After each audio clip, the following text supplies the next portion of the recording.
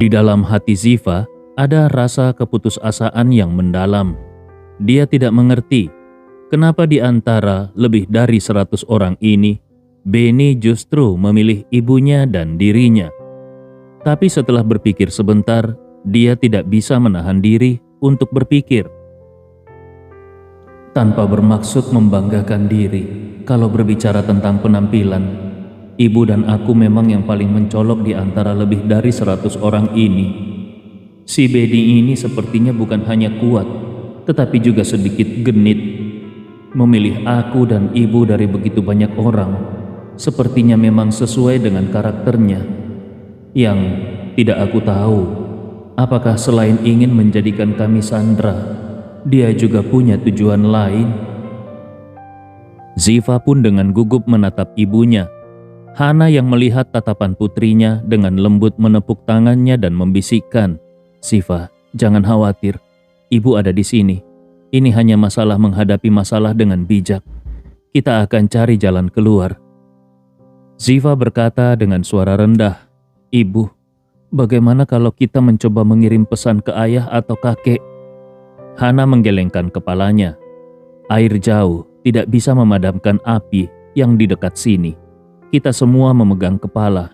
Bagaimana kalau kau menggunakan ponsel dan dia melihatnya?"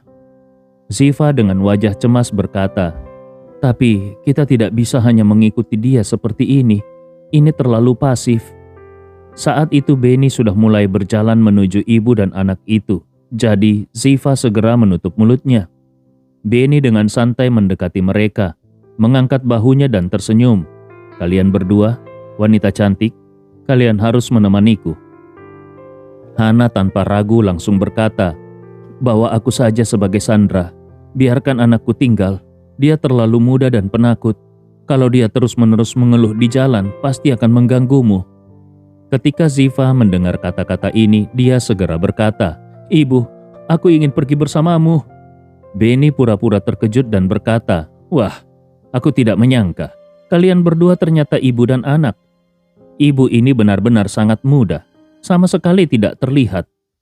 Hana menatap Beni dengan sedikit permohonan dan berkata, "Tuan, anakku masih kecil. Dia sudah sangat ketakutan. Tolong jangan ganggu dia lagi." Saat itu, seorang wanita yang berpakaian sedikit mencolok dengan marah berkata, "Hei, kalau Beni sudah memilih kalian berdua, ya terima saja. Kenapa harus membuat masalah? Kalau kau terus begitu, malah menambah resiko buat kami. Aku sarankan kalian mengikuti Beni dengan baik, jangan cari masalah." Wanita itu baru saja berbicara dan langsung ada yang mendukungnya. "Betul, kalau sudah dipilih, kenapa masih meminta belas kasihan? Apakah kau mau dipilih lagi dari antara kami?" Wanita yang mencolok itu segera berkata, "Betul, siapa yang dipilih Beni harus ikut dengannya. Meminta belas kasihan itu sama saja dengan ingin menyeret orang lain ke dalam masalah, bukan?" Beni melihat wanita itu sejenak, lalu tersenyum dan berkata, "Ada apa, cantik? Apa kau takut aku memilihmu?" Wanita itu terkejut. Dia segera mengibas tangannya dan berkata, Bukan. Aku ini wanita biasa, tidak pantas untukmu. Lebih baik wanita yang cantik itu dibandingkan aku." Beni menatapnya dengan mata dingin, kemudian tersenyum sinis dan berkata, "Kalau kau tahu diri sebagai wanita biasa, seharusnya kau tidak perlu ada di dunia ini, hanya akan mencemari pandangan orang lain." Setelah itu, Beni segera mengarahkan pistol ke wanita itu. Wanita itu langsung terkejut. Dia berteriak dengan panik, Tolong, jangan!" Beni tersenyum kejam, lalu segera menarik pelatuknya. Setelah suara tembakan, sebuah lubang darah sebesar jari pun muncul di dahi wanita itu. Dengan segera, matanya terbeliak dan tubuhnya jatuh ke belakang. Dia terkulai mati. Darah langsung mengalir deras ke lantai, dan seluruh ruang dipenuhi dengan bau darah yang menyengat. Semua orang di sana yang ketakutan luar biasa tidak menyangka Beni akan begitu kejam. Wanita itu hanya berkata beberapa kalimat, tetapi Beni langsung menembaknya sampai mati. Sebenarnya, alasan Beni membunuh wanita ini bukan karena dia sangat membencinya, tetapi untuk memberi Hana dan Ziva peringatan yang kuat. Dia perlu menggunakan cara seperti ini agar ibu dan anak ini sepenuhnya tunduk padanya. Hanya dengan begitu, dia bisa membawa mereka berdua sesuai rencana. Lalu, dia menatap Hana yang pucat dan dengan minat berkata, "Bagaimana, cantik? Masih ingin bernegosiasi denganku?" Hana segera menggelengkan kepalanya. Dia tahu bahwa pria yang kejam di depannya ini adalah seorang iblis yang membunuh tanpa ragu. Satu-satunya pilihan yang dia miliki adalah patuh pada perintah Benny, tanpa bisa menolak, bahkan tanpa bisa mempertanyakan apapun. Dia berpikir, kalau aku terus bernegosiasi dengannya, aku bisa saja langsung mati di sini. Aku tidak peduli kalau aku mati, tetapi yang lebih penting adalah kalau aku mati dan pria ini tetap tidak melepaskan Ziva, itu akan berakhir buruk. Dengan pemikiran itu, dia menggenggam tangan Ziva dan berkata dengan tegas kepada Benny, Kami akan ikut denganmu." Benny segera tersenyum lebar. Dengan riang dia berkata, "Kalian, dua wanita cantik, akhirnya menyadari situasinya. Kalau kalian mengikuti aku dengan baik dan membantuku keluar, aku pastikan tidak akan menyakiti kalian. Tetapi kalau kalian mencoba sesuatu yang licik, aku pastikan kalian berdua akan langsung bertemu dengan kematian." Hana mengangguk dengan pasti dan berkata dengan serius, "Tenang saja, kami pasti akan bekerja sama." Benny tersenyum puas. Kalau begitu, tidak perlu banyak bicara lagi. Setelah itu, dia melambaikan pistolnya dan berkata, "Kalian berdua pergi lebih dulu." Hana mengangguk. Dia menarik tangan Ziva dan berdiri. Ibu dan anak itu saling memandang dan Hana menggenggam tangan putrinya erat-erat. Lalu melangkah menuju pintu besar paviliun harta karun. Pada saat yang sama, di halaman depan gedung, mobil Rolls-Royce milik Ibnu Komar terparkir di tengah. Sementara semua anggota polisi telah mundur sesuai perintah Benny dan berjaga di luar halaman. Mereka memantau seluruh area gedung. Tiba-tiba, pintu besar gedung yang terkunci itu terbuka dan semua orang langsung menjadi waspada. Kapten Roy, wakil komandan polisi, melalui interkom internal memberi perintah. Semua penembak jitu bersiap. Begitu target muncul, segera kunci target dari masing-masing arah. Komandan utama kemudian berkata, "Kapten, target masih memegang saklar peledak. Kita harus sangat hati-hati. Tanpa jaminan 100%, kita tidak boleh menembak." Kapten Roy tampak terkejut lalu menghela nafas. Dia baru hendak berbicara, namun tiba-tiba dia melihat dua wanita keluar dari dalam gedung. Saat itu kurang dari 5 meter di belakang Kapten Roy, Ibnu Komar terkejut dan berteriak, "Itu Hana dan Ziva." Melihat Hana dan Ziva keluar, Andi tidak merasa terkejut sedikit pun. Dia sudah lama merasa kalau situasi ini tidak sesederhana yang terlihat. Sekarang, Hana dan Ziva keluar di bawah ancaman Benny. Ini semakin menguatkan keyakinannya bahwa ada yang lebih besar di balik kejadian ini. Namun, Andi Rewa masih belum sepenuhnya paham siapa yang akan melakukan segala usaha ini untuk membahayakan Hana dan Ziva. Saat ini Hana dan Ziva sudah sepenuhnya keluar dari pintu gedung. Benny dengan satu tangan memegang pistol dan tangan lainnya memegang pemicu bom, mengikuti langkah mereka dengan hati-hati. Dia mengangkat kepalanya dan melihat ke sekitar. Sambil tersenyum dingin kepada polisi di sekitarnya, dia berkata, "Aku tahu, pasti kalian punya banyak penembak jitu yang siap menembakku kapan saja. Tapi aku sarankan kalian berpikir matang-matang. Karena pemicu bom ini, bahkan bayi 1 tahun pun, bisa menekannya hanya dengan jari. Kalau kalian berani, biarkan penembak jitu menembakku." Kapten Roy dengan dingin berkata, "Benny, tenang saja. Selama kau tidak bergerak ceroboh, kami juga tidak akan menembak. Mobil sudah siap, kau bisa pergi kapan saja. Tapi sebelum itu, lepaskan sandranya." Benny tertawa keras dan dengan nada sinis berkata, "Lepaskan sandranya? Apakah kau pikir aku anak kecil berumur 3 tahun ku beritahu kepadamu, kedua sandera ini akan tetap bersamaku sampai aku berhasil melarikan diri dari pengejaran kalian. Kalau kalian cerdas, jangan kirim siapapun untuk mengikutiku. Setelah aku aman, barulah aku akan melepaskan mereka." Kemudian ekspresinya berubah kejam. "Tapi kalau aku tahu kalian mencoba mengikutiku, aku akan membawa mobil ini ke pusat kota dan kalau perlu menekan pemicu bom." Kapten Roy tampak sangat kesal, tapi dia harus menahan amarahnya dan berkata, "Tenang saja, kami tidak akan mengirim orang untuk mengikutimu." Benny tertawa sinis. "Baiklah, kau memang tahu aturan." Lalu dia berbalik kepada Hana dan Siva dan berkata, "Kalian berdua cepat naik ke mobil, duduk di belakang." Hana tidak ragu lagi, dia menarik tangan Siva dan mereka berdua masuk ke kursi belakang Rolls Royce. Benny kemudian duduk di kursi pengemudi dengan pistol dan pemicu bom di tangannya. Rolls Royce tersebut sebenarnya tidak dimatikan mesinnya. Jadi begitu masuk gigi persneling, mobil itu langsung bisa melaju. Benny segera memasukkan gigi depan dan melaju menuju pintu halaman.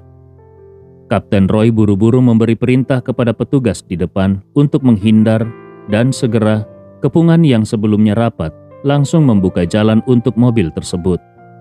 Benny tanpa ragu menekan gas. Mesin Rolls Royce mengeluarkan raungan rendah. Lalu mobil itu melaju cepat meninggalkan tempat itu. Begitu mobil Rolls Royce melaju, seorang polisi segera mendekati Kapten Roy dan berkata, "Kapten, apakah kita langsung mengirim mobil pakaian preman untuk mengikuti mereka?" Kapten Roy terlihat ragu sejenak, kemudian dia berkata, "Benny memiliki kesadaran anti pengintaian yang sangat tinggi. Kalau kita mengikuti mobil untuk mengikuti dia, dan dia menyadarinya, akibatnya bisa sangat fatal." Kemudian dia melanjutkan, "Begini saja, segera hubungi seluruh jaringan pengawasan lalu lintas kota. Gunakan kamera pengawas di jalan-jalan untuk melacak keberadaan Rolls Royce itu. Kalau dia keluar dari kota, kita akan mengatur petugas di depan untuk mempersiapkan penyekatan." Saat itu melihat Rolls Royce sudah hilang, Ibnu Komar menghela nafas dan berkata, "Puang, kalau memang seperti yang kau katakan, dan ada orang yang ingin membahayakan Nyonya Hana dan Ziva, sepertinya nasib mereka kali ini sangat buruk." Andi Rewa mengangguk setuju lalu berkata, "Pihak yang merencanakan ini sudah sangat teliti, dan sepertinya mereka tidak hanya ingin menakut-nakuti ibu dan anak itu. Kemungkinan besar mereka memang menginginkan nyawa kedua wanita itu." Ibnu Komar tidak bisa menahan diri dan bertanya, "Puang, nyawa manusia dipertaruhkan. Apakah kau tidak akan turun tangan?" Seketika, ekspresi Andi Rewa menunjukkan keraguan. Beberapa detik kemudian, dia menggelengkan kepalanya dengan ringan dan berkata, "Lupakan saja. Aku memiliki dendam yang tak termaafkan dengan keluarga Smith. Tapi sejauh ini, dendam itu belum kubalas. Malah aku sudah berulang kali menyelamatkan anggota keluarga Smith. Kalau hari ini aku turun tangan lagi, keluarga Smith akan berutang nyawa kepadaku sebanyak 5 kali." Ketika Ibnu Komar mendengar itu, dia tidak bisa menahan diri untuk setuju lalu berkata, "Benar juga, dendam belum terbalas, tapi malah terus-menerus menyelamatkan orang-orang mereka. Takdir memang suka bercanda." Andi Rewa tidak bisa menahan diri untuk menghela nafas. Kalau sesuatu benar-benar terjadi kepada Bibi Hana, mungkinkah rumah yang dulu milik ayahku akan dilelang kembali? Ibnu Komar menjawab, "Kita belum tahu. Apakah Nyonya Hana sudah menyelesaikan pembayaran dan mengurus dokumen? Kalau sudah selesai, maka rumah itu akan menjadi warisannya.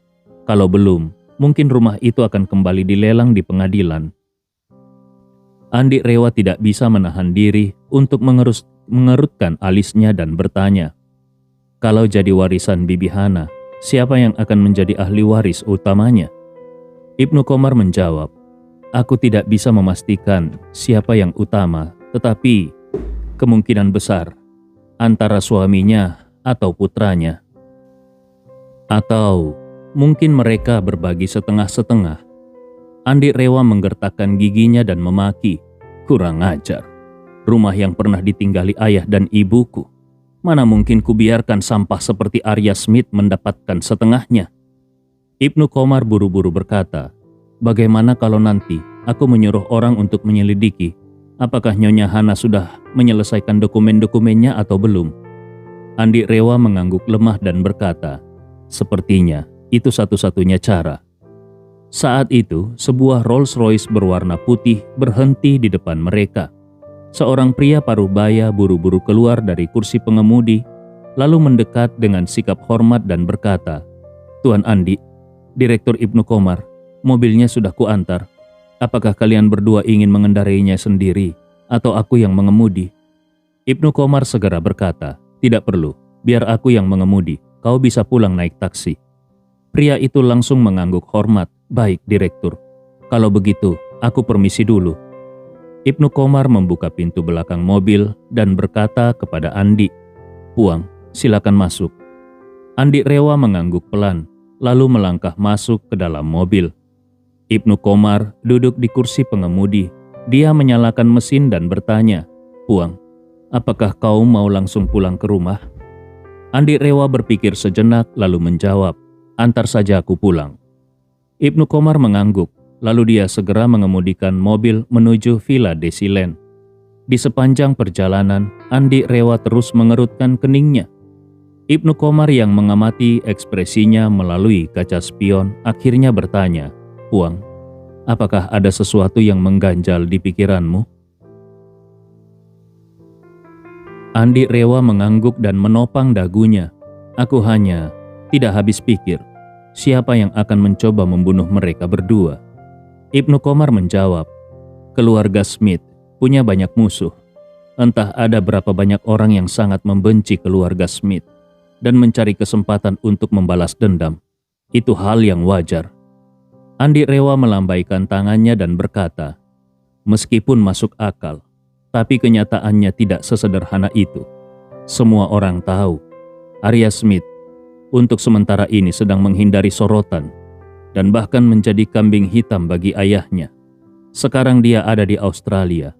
Menurutku, di masa depan, keluarga Smith kemungkinan besar tidak akan dipimpin olehnya. Jadi, Arya Smith sudah seperti pewaris tahta yang dilengserkan. Kalau Arya Smith, dia saja sudah kehilangan kekuasaannya, berarti posisi istri dan anak perempuannya di keluarga Smith tidak ada lagi nilainya. Dalam situasi seperti ini, kalau memang ada yang ingin membalas dendam pada keluarga Smith, kenapa harus repot-repot membunuh mereka berdua? Mendengar pertanyaan Andi, Ibnu Qomar berseru kaget, Puang, kalau begitu menurutmu, siapa yang mungkin berada di balik semua ini? Andi Rewa berpikir sejenak dan berkata, saat ini, kemungkinan terbesar adalah keluarga Smith sendiri yang menjadi dalangnya. Ibnu Qomar tertegun dan berkata, keluarga Smith? Puang, kenapa keluarga Smith harus menyerang dua wanita itu? Ini tidak masuk akal. Ekspresi Andi Rewa menjadi serius saat dia menjawab, kalau soal alasan, sebenarnya ada banyak alasannya. Bibi Hana dengan tegas memutuskan untuk bercerai dengan Arya Smith. Keputusan ini saja sudah merusak wajah keluarga Smith. Arya Smith pasti merasa tidak puas dan tentu saja Chandra Smith juga tidak akan senang. Ibnu Qomar mengangguk dan berkata, bagi keluarga terhormat dimanapun, istri atau menantu yang secara terbuka ingin bercerai pasti akan merusak martabat keluarga. Tapi tetap saja, bukankah tindakan mereka ini terlalu kejam? Andi Rewa menjawab, bagaimanapun ini keluarga besar. Kadang-kadang mereka menganggap harga diri lebih penting daripada segalanya. Terlebih lagi, alasan Bibi Hana dan Arya Smith ingin bercerai tidak sesederhana itu. Dia jauh-jauh datang ke kota ini. Untuk apa?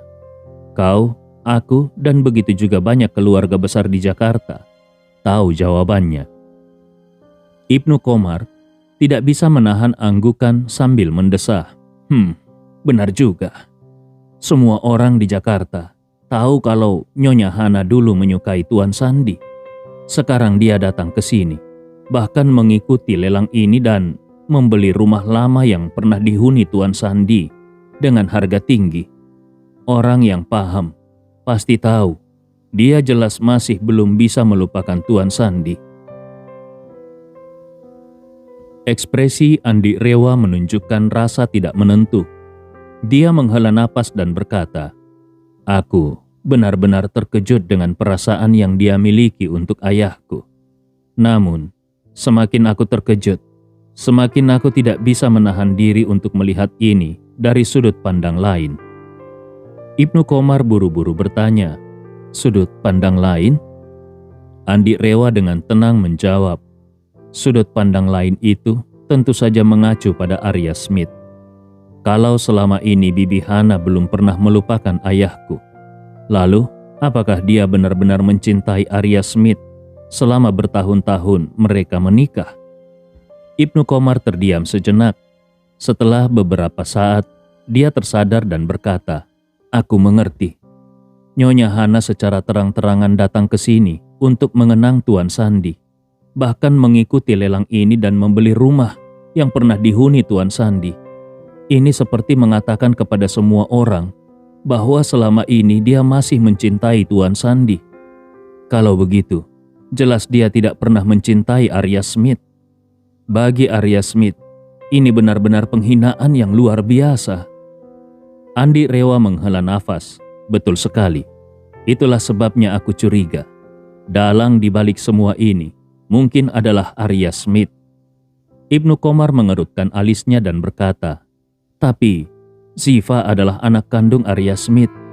Sekalipun dia sangat membenci Nyonya Hana, tetap saja tidak mungkin dia akan mencelakai Ziva juga, bukan?" Andi Rewa berkata, "Benar. Bahkan harimau pun tidak akan memangsa anaknya sendiri. Arya Smith seharusnya tidak akan menyakiti Ziva. Mungkin Ziva hanya dijadikan pengalih perhatian." Ibnu Komar menghela nafas. Keluarga Smith memang terkenal tidak memiliki etika. Apa yang kau katakan ini bisa saja benar-benar menjadi kenyataan. Andi Rewa berkata dengan tegas, "Kalau benar keluarga Smith ingin Bibi Hana mati, aku justru tidak akan membiarkan mereka berhasil." Setelah itu Andi Rewa segera berkata kepada Ibnu Komar, "Segera lacak lokasi pasti mobil Rolls-Royce itu. Selain itu, siapkan helikopter." Ibnu Komar yang mendengar ini langsung bertanya, "Puang, apakah kau berniat menyelamatkan mereka berdua?" Andi Rewa mengangguk dan tersenyum dingin. "Musuh dari musuhku adalah temanku. Kalau aku bisa menyelamatkan mereka, kenapa aku tidak melakukannya? Aku bisa menyelamatkan Riani. Kenapa aku tidak menyelamatkan Bibi Hana atau bahkan Ziva?" Ibnu Komar langsung berkata, "Baik Puang, aku akan segera melacak posisi mobil itu dan mempersiapkan helikopter." Dengan perkembangan teknologi saat ini, kebanyakan kendaraan modern sudah dilengkapi dengan fungsi jarak jauh. Mobil standar biasanya bisa melacak lokasi, memantau jumlah bahan bakar, serta status pintu dan jendela. Mobil yang lebih canggih bisa membuka dan menutup pintu dari jarak jauh, bahkan menyalakan mesin atau pendingin udara. Beberapa mobil listrik terbaru bahkan memiliki fungsi pemanggilan jarak jauh yang memungkinkan mobil datang sendiri ke lokasi pengemudi melalui perintah dari ponsel. Meskipun Rolls-Royce tidak memiliki fungsi pemanggilan jarak jauh, namun fitur-fitur jarak jauh lainnya seperti pelacakan lokasi real-time tersedia melalui perangkat lunak pusat Rolls-Royce. Tidak lama kemudian, bawahan Ibnu Komar mengirimkan data pergerakan mobil tersebut kepadanya. Setelah memeriksanya, Ibnu Komar berkata, "Puang, Beni sedang menuju ke arah pegunungan." Andi Rewa mengerutkan alisnya. "Pegunungan? Tepatnya di mana?" Ibnu Komar segera menjawab, "Di arah hotel pemandian air panas." Andi Rewa langsung memerintah, "Bagus, segera arahkan mobil ke hotel itu. Kita akan naik helikopter untuk memotong jalannya." Ibnu Komar secara refleks bertanya, "Puang, Beni membawa bom di tubuhnya. apakah kau yakin bisa mengatasinya? Andi Rewa tertawa dingin, memperlihatkan rasa percaya diri. Kalau aku mau, aku bahkan bisa membuat Benny tidak bisa berkedip, apalagi menekan tombol pemicu bom. Ibnu Komar merasa lega dan segera mengarahkan mobil menuju hotel. Di waktu yang sama, dia mengeluarkan ponselnya untuk memberi perintah kepada pilot helikopter di hotel agar bersiap-siap. Saat itu juga, Benny tengah mengendarai Rolls-Royce dengan kecepatan tinggi menuju ke daerah pegunungan. Rute ini telah diatur oleh bawahan Chandra Smith. Setelah memasuki area pegunungan, terdapat jalan berliku sepanjang lebih dari 30 km. Jalan ini tidak memiliki akses masuk atau keluar, sehingga selama mobil melaju cukup cepat, tidak ada yang bisa mengejarnya. Inilah alasan Benny meminta agar polisi menyediakan Rolls-Royce. Mobil biasa akan mengalami penurunan tenaga yang signifikan di jalan berliku, tetapi Rolls-Royce dengan mesin 12 silinder mampu melaju tanpa kendala di medan tersebut, sehingga memungkinkan jarak dengan pengejar menjadi semakin jauh. Selain itu, rencana menghilang tanpa jejak untuk Benny sudah diatur dengan matang. Setelah memasuki terowongan sepanjang 2 km di jalan berliku itu, 2 mobil lain akan menutup pintu masuk terowongan dengan kecelakaan yang disengaja.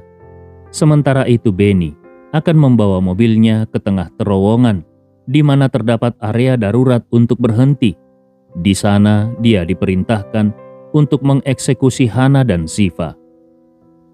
Setelah membunuh keduanya, sesuai rencana dia akan meninggalkan tubuh mereka di area darurat tersebut dan melanjutkan perjalanan. Di ujung terowongan, sebuah truk kontainer telah disiapkan untuk menunggunya. Dia hanya perlu mengarahkan Rolls-Royce ke dalam kontainer tersebut. Barang-barang yang telah disiapkan di dalam truk akan digunakan untuk menyembunyikan Rolls-Royce, sehingga mobil tersebut bisa diangkut tanpa meninggalkan jejak. Truk kontainer itu juga dilengkapi dengan perangkat pengacau sinyal yang sangat kuat. Bahkan meskipun Rolls-Royce dilengkapi dengan ratusan perangkat GPS, sinyalnya tetap tidak akan terdeteksi. Dengan demikian, pusat Rolls-Royce hanya akan melihat kalau mobil tersebut tetap berada di dalam terowongan dan tidak pernah keluar. Pihak kepolisian kemungkinan besar akan memusatkan pencarian di dalam terowongan. Namun, pada saat mereka menyadari bahwa Benny telah menghilang seperti hantu, Benny sudah jauh melarikan diri dan berada di tempat yang aman. Semakin dekat ke terowongan yang telah direncanakan, Benny merasa jantungnya semakin berdebar. Baginya, kesuksesan atau kegagalan tergantung pada momen ini. Di dalam hatinya, dia terus berharap. Seumur hidup, aku tidak pernah berdoa meminta apapun. Tapi kali ini aku memohon agar rencanaku ini berjalan lancar. Kalau berhasil, setelah aku menyelesaikan tugas terhadap ibu dan anak ini, aku hanya perlu diberikan waktu 1 jam untuk melarikan diri. 1 jam saja sudah cukup bagi keluarga Smith untuk mengatur pelarianku ke tempat aman, sehingga besok aku sudah hidup dengan identitas baru di luar negeri. Pikiran dan harapan itu membuatnya semakin antusias. Di kursi belakang Rolls-Royce, Hana dan Ziva duduk dengan wajah kekhawatiran. Ziva merasa sangat cemas. Ketika mobil memasuki area pegunungan, hatinya semakin tidak tenang. Ada sesuatu yang terasa salah, namun dia tak bisa memastikan apa itu. Hana yang menyadari kegelisahan putrinya, memegang tangan putrinya erat-erat untuk menenangkannya. Sesekali dia memberikan tatapan penuh keyakinan, seolah-olah ingin mengatakan, "Tenanglah, semuanya akan baik-baik saja." Namun, Ziva tetap sulit merasa tenang. Dia akhirnya bertanya dengan nada tegas, "Kau mau membawa kami kemana?" Benny tanpa menoleh menjawab dengan suara dingin, "Jangan banyak bertanya, duduk saja diam-diam di sana." Ziva melanjutkan, Kapan kau akan membebaskan kami?" Benny dengan satu tangan memegang kemudi dan satu tangan menggenggam pistol yang terus dia ayunkan, berkata dengan nada tidak sabar, "Kapan aku akan membebaskanmu? Atau apakah aku akan membebaskanmu? Itu tergantung pada suasana hatiku. Kalau kau duduk diam tanpa banyak bicara, mungkin aku masih akan membiarkanmu hidup. Tapi, kalau kau terus bertanya ini itu, aku bisa saja membunuhmu sekarang juga." Mendengar itu, Hana segera menegur Ziva. "Ziva, tutup mulutmu, jangan berkata apapun lagi." Dengan berat hati, Ziva mengikuti perintah ibunya dan terdiam. Namun di dalam hatinya, perasaan tidak tenang itu semakin menguat. Dia mulai mencari-cari di pikirannya, mencoba mengingat setiap detail yang mungkin terlewatkan. Beberapa menit kemudian, sebuah detail muncul di benaknya. Dia teringat sesuatu yang terjadi di pavilion harta karun. Benny menerima telepon di ponselnya. Bukan hanya itu, Benny juga sempat mengirim pesan kepada seseorang setelah menerima telepon tersebut. Pikiran ini membuatnya semakin gelisah dan dia berkata di dalam hatinya, "Bagaimana mungkin seorang buronan yang telah lama dikejar di seluruh negeri masih punya waktu untuk menerima telepon dan mengirim pesan saat dikepung? Kalau itu telepon dari keluarganya, logikanya dia hanya perlu memberitahu bahwa dia sibuk, lalu segera menutup telepon. Tapi tadi dia malah berbicara cukup lama. Orang normal tidak akan membagi perhatian di saat segenting seperti itu. Itu terlalu beresiko. Apalagi bagi seseorang yang hidupnya tergantung pada setiap detik perhatiannya. Ini mungkin saja kesalahan yang dibuat oleh seseorang yang baru terjun ke dunia kriminal.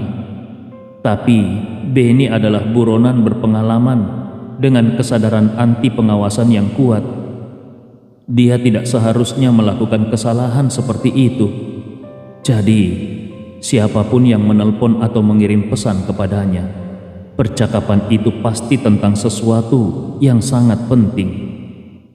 Pemikiran ini membuat Ziva merasa kian yakin bahwa ada sesuatu yang besar sedang direncanakan dan mereka adalah bagian dari rencana tersebut.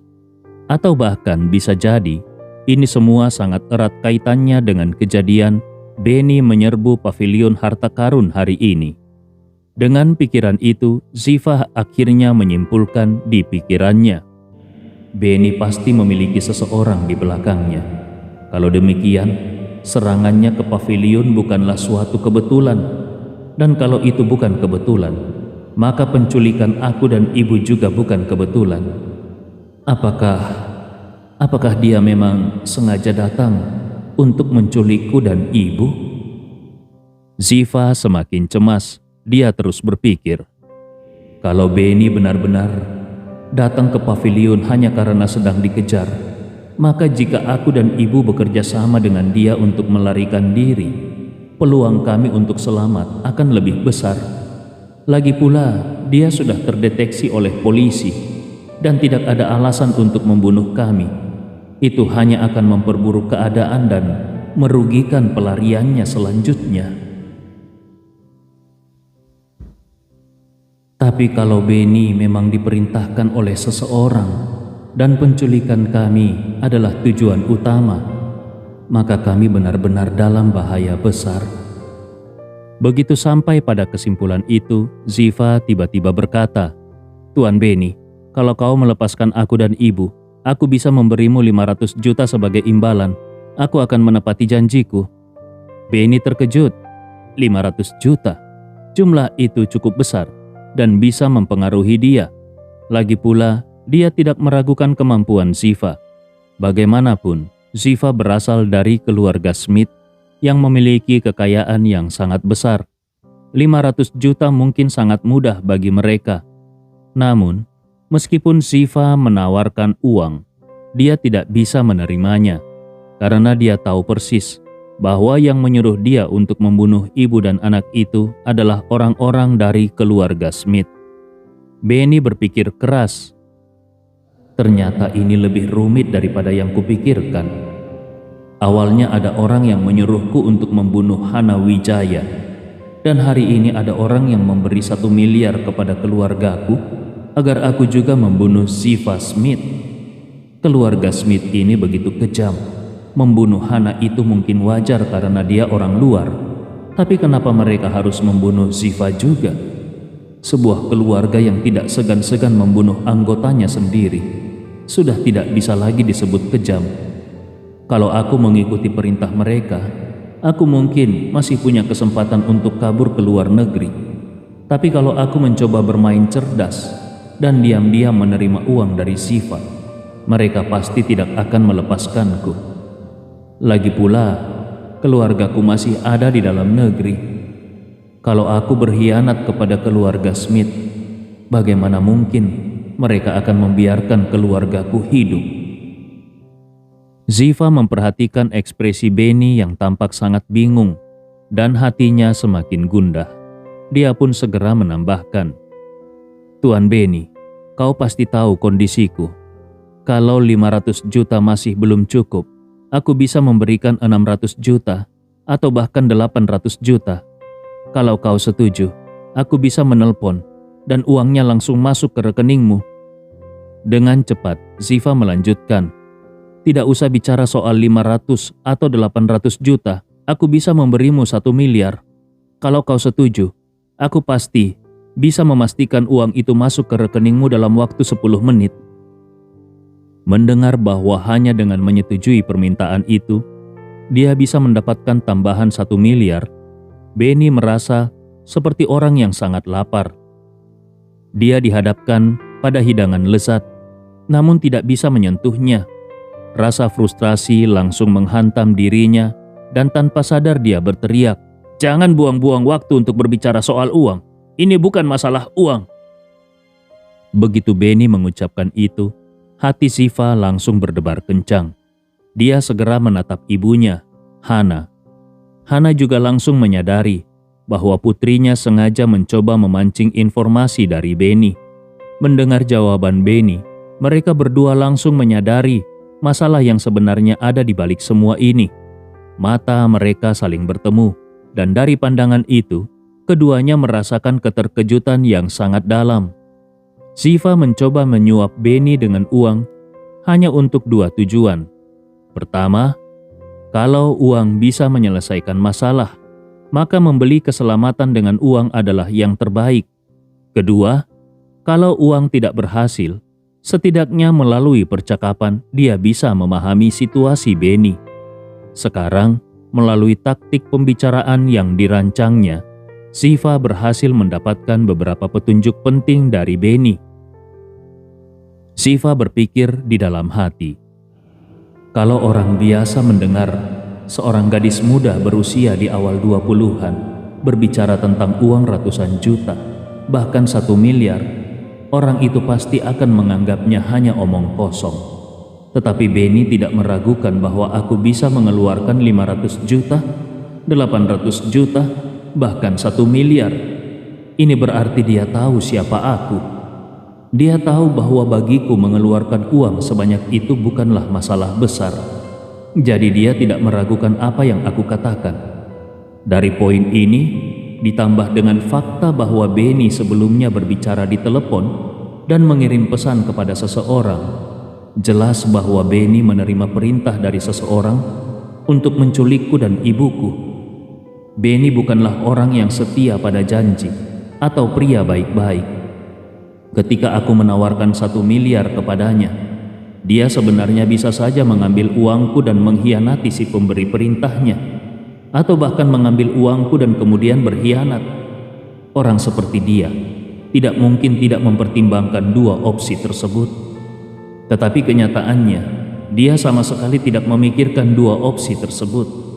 Ini membuktikan bahwa pemberi perintah di belakangnya adalah seseorang yang sama sekali tidak berani dia lawan.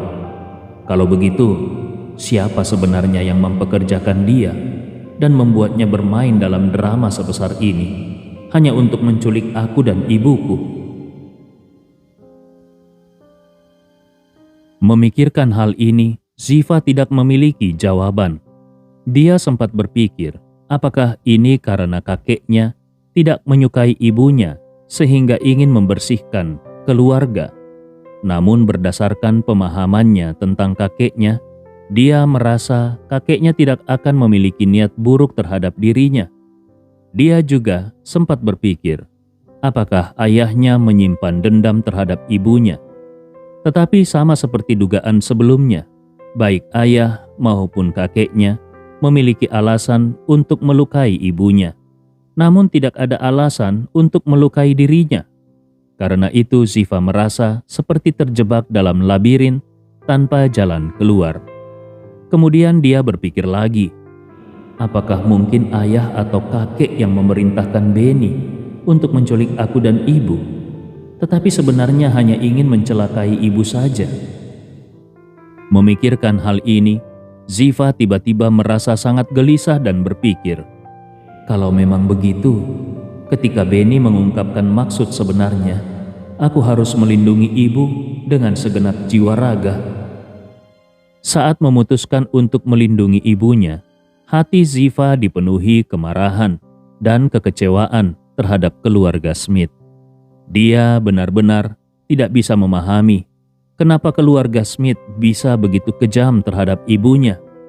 Yang lebih tidak bisa dimengerti adalah bahwa masalah ini jelas-jelas dimulai dari kesalahan ayahnya. Kenapa justru ibunya yang harus menerima hukuman kejam? Apakah itu hanya karena kali ini ibunya datang ke Makassar? Sementara itu, Hana juga berhasil menebak sebagian besar dari situasi ini di dalam hatinya. Dia memiliki pertanyaan yang sama.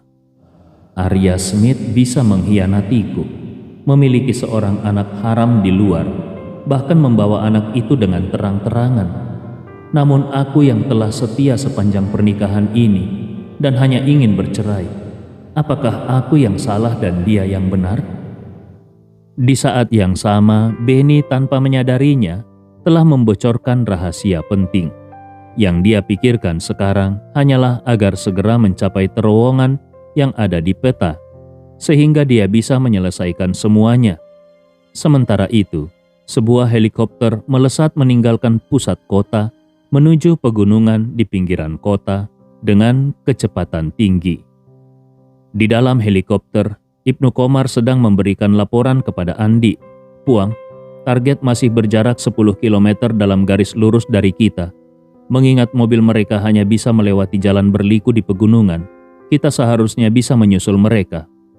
Andi Rewa mengangguk ringan dan berkata, ada satu hal yang masih membuatku bingung. Ibnu Komar segera bertanya, apa itu Puang? Andi Rewa berkata, aku tidak mengerti. Jalan keluar apa yang sedang disiapkan Benny untuk dirinya sendiri dengan rute seperti itu? Dia membuat kekacauan sebesar ini. Aku yakin, meskipun polisi belum mengejarnya, tapi setiap persimpangan di depan pasti sudah dipenuhi jebakan polisi. Meskipun Rolls Royce yang dia kendarai sangat mahal, namun pada akhirnya itu hanya mobil. Dalam situasi seperti ini, dia bahkan tidak akan bisa melarikan diri meski memiliki sayap. Ibnu Komar mengangguk setuju. Itu benar. Mungkin Benny sebenarnya tidak berniat melarikan diri. Dia adalah buronan kelas A. Kalau tertangkap, dia pasti akan dieksekusi. Jadi, mungkin dia berpikir lebih baik mempertaruhkan nyawanya untuk mendapatkan uang dari keluarga Smith sebagai jaminan hidup bagi keluarganya. Andi Rewa mencibir. Menurutmu, Benny sudah mati dan tidak pernah berencana keluar hidup-hidup, bukan? Dia berarti sudah siap mati, bukan? Ibnu Komar menjawab, benar. Menurutku dia sudah siap mati. Dia menganggap dirinya sudah mati. Itu adalah kemungkinan terbesarnya. Andi Rewa menggelengkan kepalanya. Kalau dia benar-benar siap mati, dia seharusnya tidak perlu repot membuat rencana sebesar ini. Dia hanya perlu menggunakan alasan apapun untuk menjadikan Hana sebagai sandera dan membunuh Hana di pavilion. Kenapa harus melarikan diri dengan Rolls Royce dan berlari tanpa henti ke sini? Ibnu Komar berpikir sejenak lalu menjawab, mungkin dia ingin menyelesaikan sandiwara ini sampai akhir. Andi Rewa menjawab dengan tenang, itu tidak perlu. Kalau sudah siap mati, apa gunanya berakting sampai detik terakhir? Kalau dia hanya ingin mengalihkan perhatian dan membuat semua orang tidak mencurigai keluarga Smith, dia cukup membunuh Hana secara tidak sengaja di paviliun. Orang-orang tidak akan berpikir panjang. Ibnu Komar kemudian bertanya, "Puang, apakah maksudmu Benny punya cara untuk melarikan diri?" Andi Rewa tersenyum dingin. Apakah Benny benar-benar memiliki jalan keluar atau tidak? Aku belum yakin. Tapi yang aku yakin, kalau yang menjanjikan jalan keluar itu adalah keluarga Smith, mereka pasti tidak akan membiarkan Benny tetap hidup. Ibnu Komar segera menimpali. Kalau begitu, menurutmu keluarga Smith sudah mempersiapkan rencana untuk menghabisi Benny? Andi Rewa mengangguk pelan. Benar. Melihat cara kerja keluarga Smith, mereka pasti tidak ingin membiarkan masalah ini berlarut-larut. Mereka akan menyelesaikan Benny sesegera mungkin di tempat yang mereka anggap aman. Ibnu Komar berpikir, lalu kemudian berkata, "Kalau begitu, tempat yang mereka pilih kemungkinan besar adalah jalan pegunungan ini, di mana tidak ada jalan keluar." Andi Rewa mengangguk setuju. "Percepat helikopternya. Segera pastikan lokasi mereka."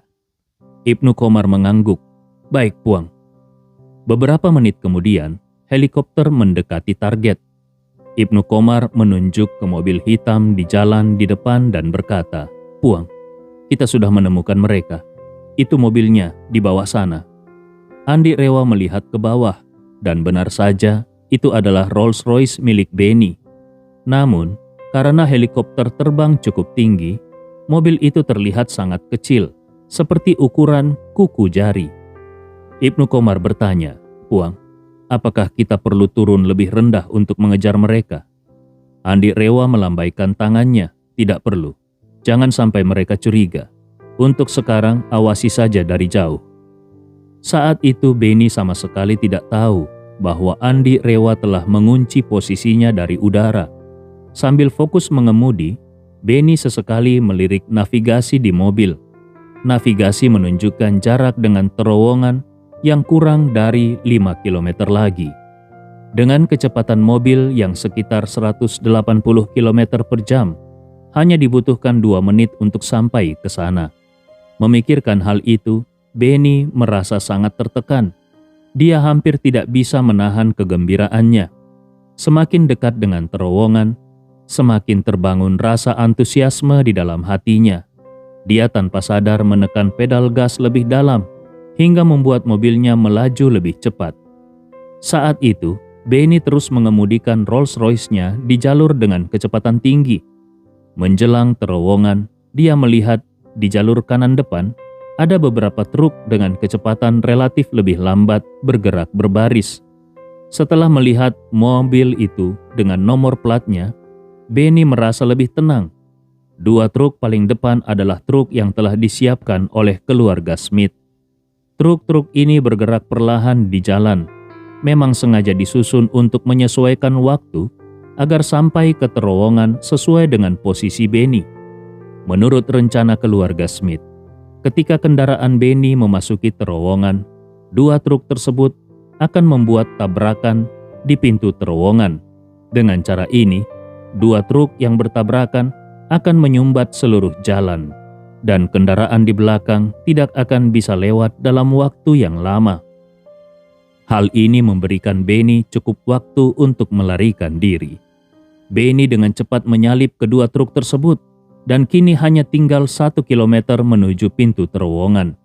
Dia tidak lagi memperhatikan truk-truk di belakang, karena dia tahu meskipun ada truk lainnya, 2 truk yang berada di depan pasti akan menghalangi kendaraan yang datang setelahnya. Begitu jalan ini tertutup, jalan akan sepenuhnya terhenti. Namun, saat Benny sudah memasuki terowongan, 2 truk terdepan itu tidak melakukan tabrakan seperti yang dia harapkan. Sebaliknya, mereka tiba-tiba mulai mempercepat dan bergegas masuk ke dalam terowongan. Dengan kedua truk yang masuk ke dalam terowongan, beberapa kendaraan yang ada di belakangnya tiba-tiba bertabrakan di pintu terowongan, dan jalan itu segera dipenuhi oleh mobil-mobil yang hancur. Keluarga Smith sudah siap untuk menutup mulut dan membunuh.